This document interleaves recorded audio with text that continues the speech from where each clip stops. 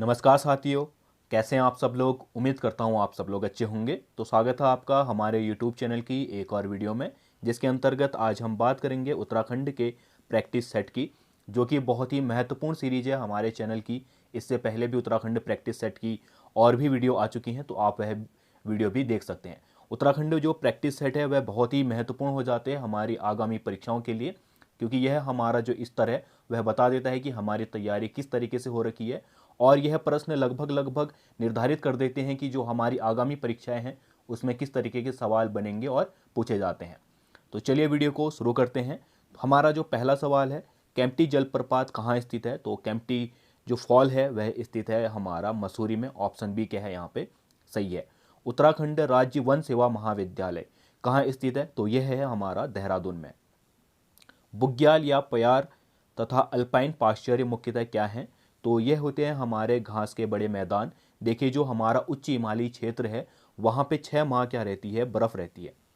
फिर जैसे ही हमारा मार्च में गर्मी बढ़ती है तो यह बर्फ़ पिघलती है, और जो पूरे मैदान होते हैं वहाँ पे 6 माह की बर्फ़ के कारण जो नमी आ जाती है उससे बहुत बड़े विशाल क्या हो जाते हैं, घास के मैदान उगाते हैं, जहाँ पे जो बर्फ़ की नमी के कारण जो है मुलायम सी घास उग जाती है। उसी को क्या कहते हैं हम, बुग्याल, प्यार या अल्पाइन पास्चर कहा जाता है। तो ये क्या है, मुख्यतः हमारे घास के मैदान है। 1946 में डांगचोरा का ग्रामीण जनसंघर्ष का नेतृत्व किसने किया था। तो यह किया था हमारा दौलत राम खुकसाल ने। यह क्या था, हमारा एक टिहरी रियासत में किसान आंदोलन था, जिसका नेतृत्व किसने किया था, दौलत राम खुकसाल ने।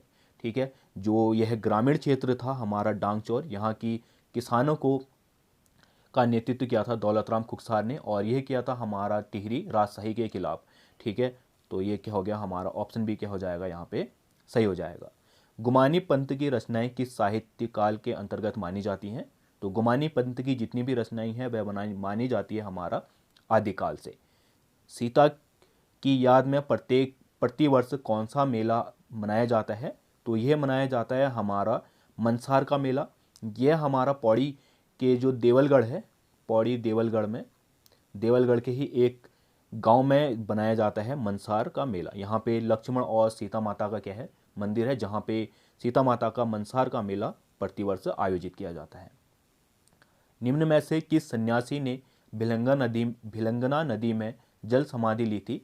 तो स्वामी राम तीर्थ, ठीक है, इन्होंने क्या ली थी, भिलंगना नदी में जल समाधि ली थी। काशीपुर नगर की स्थापना कब हुई थी। तो काशीपुर नगर की स्थापना हुई थी 1639 में। अगर बात करें वर्तमान में तो यह किस जनपद में आता है, तो उधम सिंह नगर जनपद में आता है काशीपुर। शारदा नदी को अन्य किस नाम से जाना जाता है। तो शारदा नदी को अन्य नामों से जाना जाता है सरयू और घाघर। जो सरयू नदी है वह हमारी बागेश्वर से निकल के काली में मिलती है, इसलिए इसको सरयू, और अन्य जो इसका नाम है घाघरा, इससे नामों से इसको जाना जाता है। कवि मौलाराम के वंशज किस वंश के संबंधित थे। तो कवि मौलाराम का संबंध था हमारा तोमर वंश से।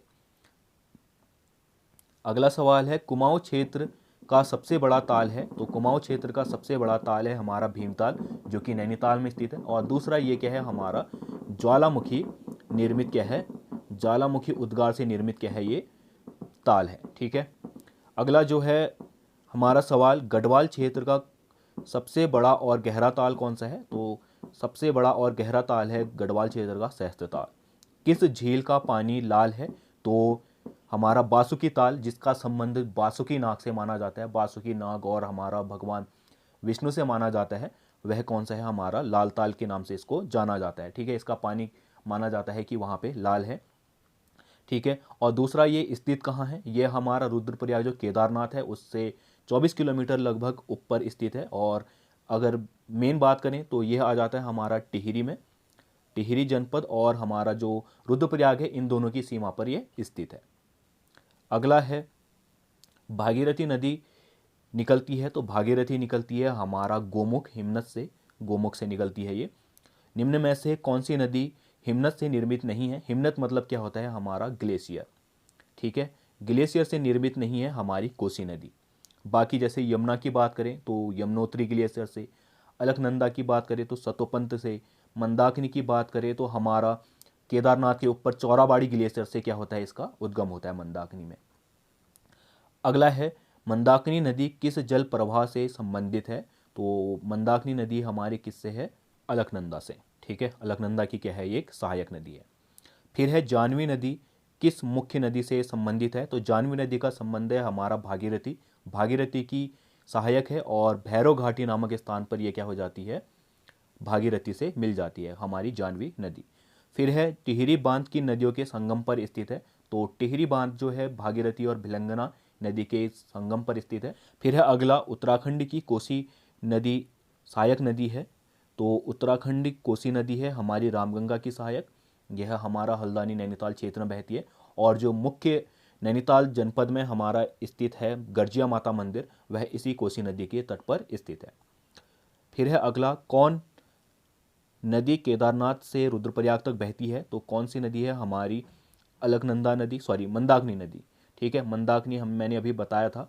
मंदाकिनी का उद्गम कहाँ होता है? जो केदारनाथ है उसके ऊपर चौराबाड़ी, सॉरी हमारा, हाँ, चौराबाड़ी ग्लेशियर से इसका उद्गम होता है मंदाकिनी का।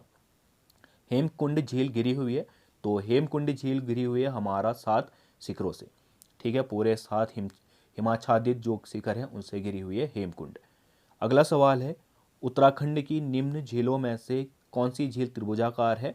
सतोपंत झील जो है क्या है हमारी, त्रिभुजाकार है इसका आकार, सतोपंत झील का।